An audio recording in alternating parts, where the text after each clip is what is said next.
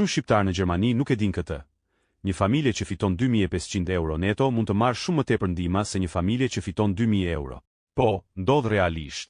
Nëse të ardhurat janë shumë të ulta, familja nuk konsiderohet ekonomikisht stabile, dhe për këtë arsye nuk kualifikohet për disa nga ndihmat më të mëdha si Kinderzuschlag apo Wohngeld.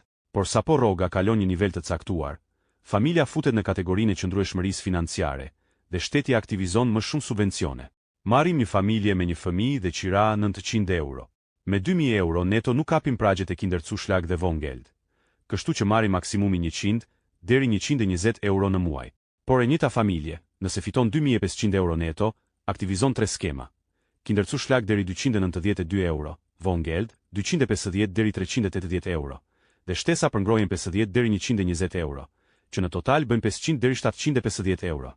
Ky fenomen ndodh sepse sistemi gjerman llogarit nevojën kundrejt të ardhurave, jo vetëm rrogën. Me 2000 euro je në mes, shumë për të mos marrë ndihma, por jo mjaftueshëm për të jetuar mirë. Me 2500 euro kalon një prag dhe shteti paguan më shumë. Nëse doni të dini saktësisht sa ndihma ju takon për rrogën tuaj, shkruani në komente dhe ju ndihmoj.